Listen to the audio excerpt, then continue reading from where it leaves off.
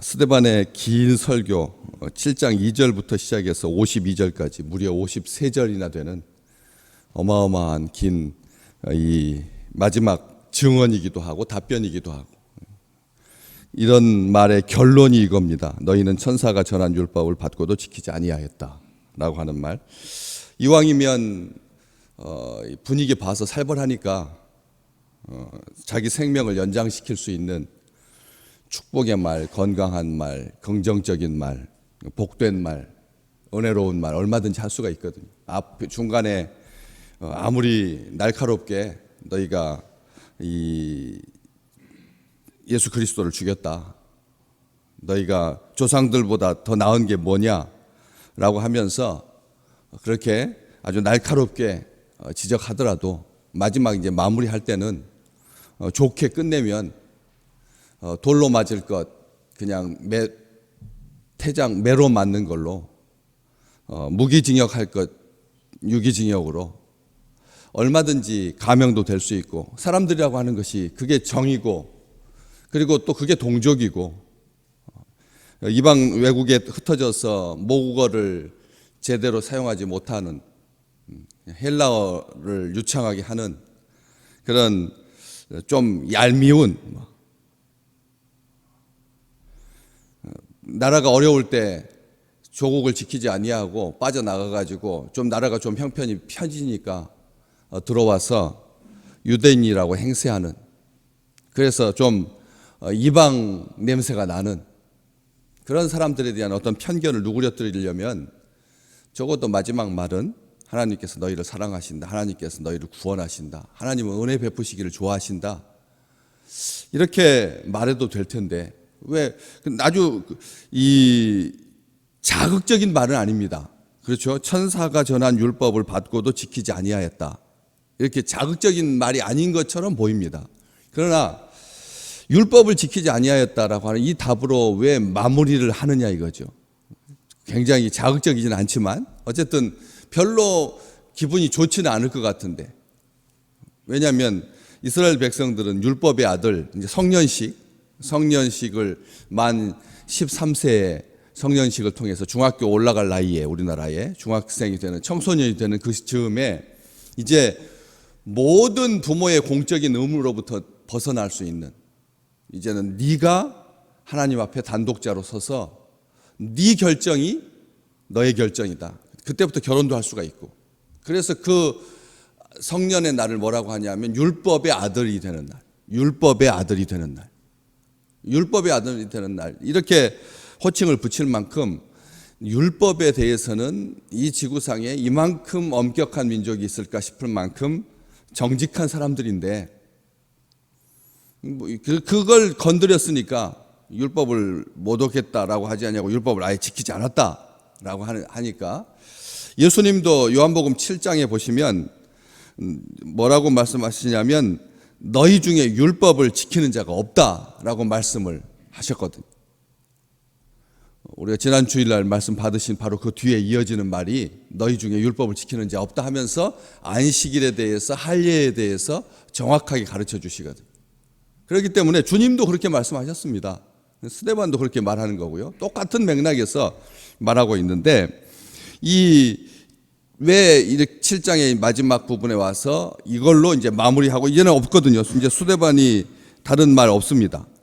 없고 그냥 무릎을 꿇고 크게 불러서 주여 이 죄를 그들에게 돌리지 마옵소서 이 말을 하고 자니라. 60절은 그렇게 끝내잖아요. 사도행전은 그렇게 마무리됩니다. 7장은.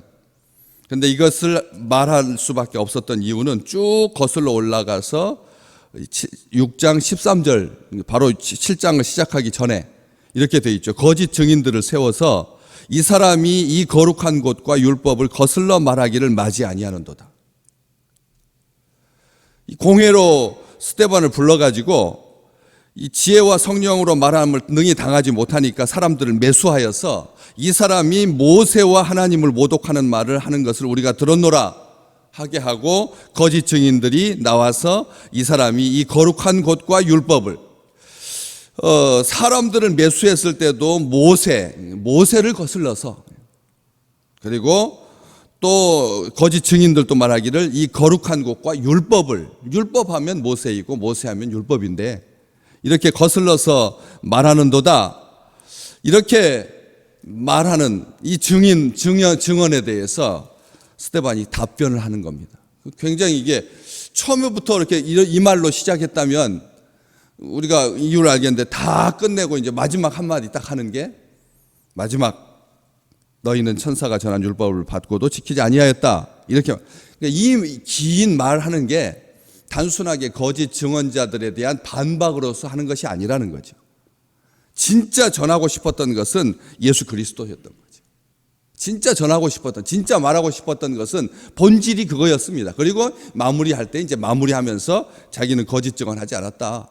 나는 거짓말하는 것 아니고 나는 율법을 어긴 것 아니다. 너희가 천사가 전한 율법을 받고도 지키지 않은 거다. 이렇게 말해줘. 나는 율법대로 살았고, 나는 율법을 지켜서 살아. 율법대로 행했고, 그리고 너희는 천사가 전한 율법을 받고도 지키지 아니하였다. 이렇게 말한 것이죠. 조금 생뚱맞기도 하고, 조금 뜬금없는 소리 같기도 하지만, 이 증언에 대해서 자기가 마지막 분명하게 밝히고 있는 것입니다. 율법을 거슬러 말하기를 마지 않는다. 이렇게 말하니까 그것에 대해서 이렇게 말하고 있는 것이죠. 그러면 천사가 전한 것 아니고 모세가 율법을 전했는데 스데반은 천사가 전한 율법이다. 이렇게 말하고 있습니다. 천사가 전했다. 이것을 설명해 주는 부분이 있습니다. 어디 있냐면 갈라디아서 3장 19절에 보면 이 바울이 요 율법에 대해서 율법이 뭐냐라고 하는 것을 세 가지 정도로 설명을 하거든요. 첫 번째가 뭐냐면 범법함으로 더해진 것이 율법이다. 인간들이 하나님의 법을 어김으로 10계명, 하나님께서 주신 10계명을 이스라엘 백성들이 지키지 못하고 범법함으로 어기기 때문에 더해진 것이다. 바울은 그렇게 해석을 합니다. 율법은 원래 하나님의 취지가 아니었다는, 하나님은 10계명으로도 모든 것을 다 감당할 수 있는 거죠. 하나님을 사랑하고 이웃 사랑하면 모든 범죄가 다 해소될 수가 있으니까. 그래서 하나님은 분명히 말했습니다. 그게 10계명, 하나님의 계명이 답니다. 그런데 사람이 범법함으로 더해졌다라고 말하고 있고, 두 번째가 이제 바로 오늘 말씀과 연관이 되는 건데, 천사들을 통해서 한 중보자의 손으로 베푸신 것이 율법이다.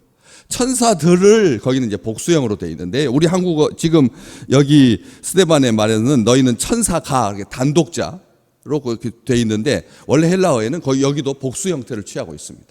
천사가 전한 율법, 이 천사들을 통하여서 한 중보자의 손, 여기서 이제 한 중보자가 모세가 되는 거고, 한 중보자의 손에 모세가 이 천사라고 하는 이 말로 대표되고 있는 거죠. 천사들이 모세를 통해서 이렇게 번거롭지 아니하게 그냥 천사들을 통해서 너희에게 전해준 것. 그래서 천사들을 통하여서 한 중보자의 손으로 베푸신 것이 율법이다. 이렇게 기록되어 있습니다. 두 번째가. 마지막에 이제 이 율법의 한계를 정해주는 거죠. 약속하신 자손이 오시기까지 있을 것이다. 율법이 뭐냐라고 하는 것은 두 가지고, 다시 말하면 범법함으로 더해진 것이 율법이고, 천사들의 손을 통하여서 한 중보자의 손으로 우리에게 전해진 것이 율법이고, 그러니까 율법에 대해서 설명을 하는 거죠. 율법의 내용을 말하는 것이 아니라 율법은 그래서 온 거다. 우리가 지금도 하나님의 율법에 대해서 애매한 생각을 갖기 쉽습니다. 지금 구약 시대도 아닌데 하면서, 그런데 우리 주님은 말씀하셨거든. 내가 율법을 폐하려 온 것 아니라고. 율법을 완성하기 위해서 오셨다고 했기 때문에 그 율법에 대해서 죄를 막는 몽학 선생이 되어서 초등 교사가 되어서 우리 하나님께로 인도해 주는, 그리스도에게로 인도해 주는, 그게 법이 율법이다라고 하는 것을 아는 거죠. 그런데 마지막에 그 한계를 분명히 합니다. 약속하신 자손이 오시기까지만 율법이 유효하다. 그래서 그 예수 그리스도께서 오실 때까지 한계를 그렇게 정하고 있는데, 이 하나님의 선하신 뜻을 나타내고 하나님 앞에 죄가 무엇인지 드러나기 위해서 한시적으로 주신 것이 율법인데, 한번 가만히 생각해 보십시오. 이 율법이 가장 정확하게 하나님의 백성들에게 전해질 수 있는 방법이 뭐냐는 거죠. 한 중보자의 손을, 심지어는 모세 그렇게 존경하는 이스라엘 백성들이 율법하면 모세고 모세하면 율법 요게 전부 다라고 생각할 만큼 모세에 대해서 아주 매력적으로 생각하는 거죠. 이야, 그 무수한 하나님의 말씀을 이렇게 정확하게 계율들을, 율례들을, 법칙들을, 규칙들을 이렇게 정해 줬으니까 그래서 모세를 그렇게 존경하고 존귀하게 생각하는데 중보자의 손을 통해서 전해지는 그런 율법이 얼마만큼 정확하겠느냐는 거죠. 심지어는 천사가 한 점 한 획도 틀리지 아니하고 정확하게 전했을까? 라고 하는 생각, 중보자의 손을 거친다면.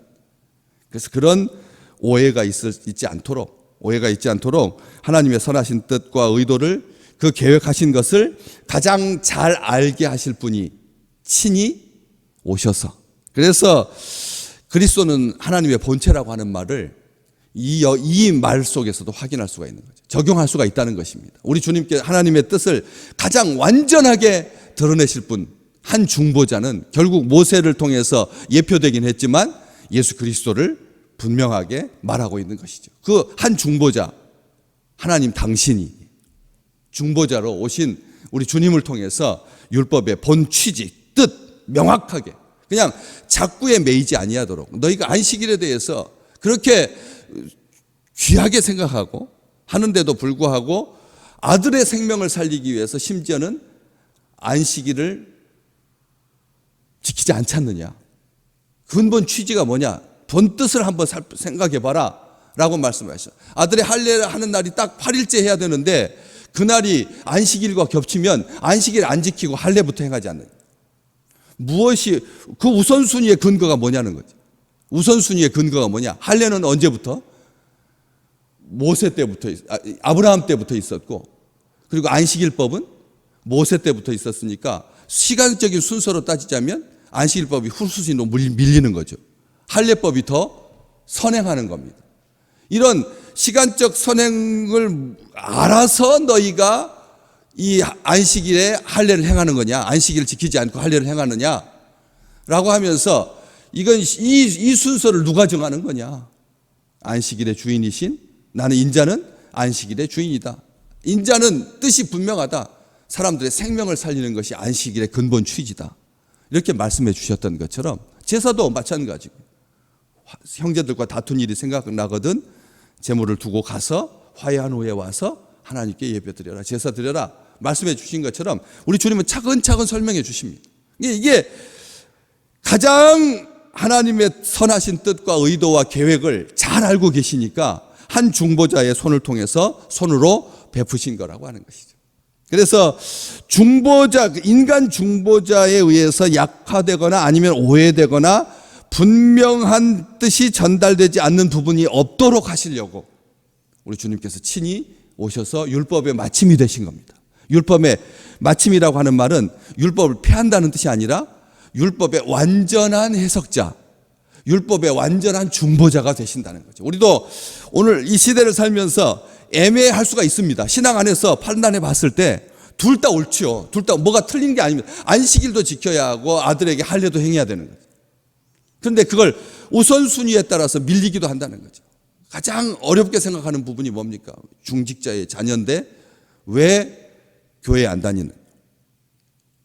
중직자의 자녀인데 중직자라고 말합니다. 직분자라고도 하지 아니하고 직원이라고도 하지 아니하고 아주 무겁게 받은 하나님의 직분자의 아들들 자녀들이 왜 부모의 신앙을 계승하여서 나오지 못하느냐. 이 부분에 대해서 많은 사람들이 자유롭지 못하거든.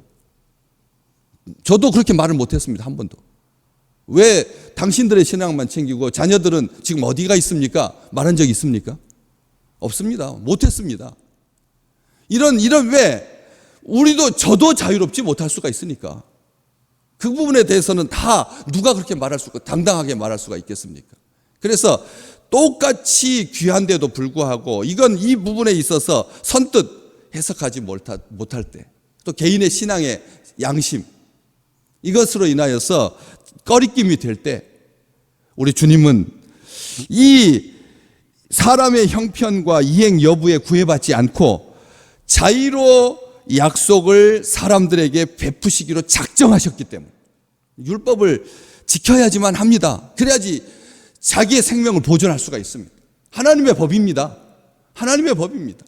그런데 그 법을 지키지 못한 사람들이 형편에 따라서, 이해관계에 따라서 얼마든지 요동치니까 우리 주님께서 율법의 마침으로 최종 해설자로, 최종적인 권위로, 최종적인 근거로 이 땅에 와주신 거죠. 우리 성령님 마찬가지고요. 우리 성령께서 우리한테 우리를 억압하고 우리를 율법에 매이게 하지 아니하고 율법 안에서 참된 자유를 느끼고 하나님의 은혜 가운데 거하도록 성령께서 운행하시고 깨닫게 해주시거든요. 그래서 미숙했을 때는 시간 지키라고 하는 것이 족쇄로 생각합니다. 그렇죠? 시간 지켜야 되죠. 자녀들은 시간을 지켜야 합니다. 11시, 12시, 막 새벽 2시 그렇게 마음대로 해서는 안 되는 거죠. 그 시간을 정해주는 이유가 언제까지, 유효기간이 언제까지입니까? 어렸을 때는 그게 진짜 족쇄일 수 있지만 나중에 살아보면서 우리가 알잖아요. 그게 부자유를 위해서가 아니라 사랑하기 때문에, 아끼기 때문에, 귀하기 때문에 함부로 하지 아니하도록, 다치지 않도록 보호하려고 하는 그런 차원이었다라고 하는 것을 나중에 성숙했을 때야 깨닫게 되는 것처럼 우리 주님께서 우리에게 이 인간의 형편과 이행 여부에 따라서 구애받지 아니하고 우리 주님께서 사랑하시기 위해서 이 땅에 오셔서 너희는 어떻게 들었느냐? 아버지의 이가 시리면 아들의 이도 시리다라고 하는 말을 들었겠지만 나는 그렇게 말하지 않는다. 우리 주님께서 해석해 주시는 것이 최종 해석이 된다는 것이죠.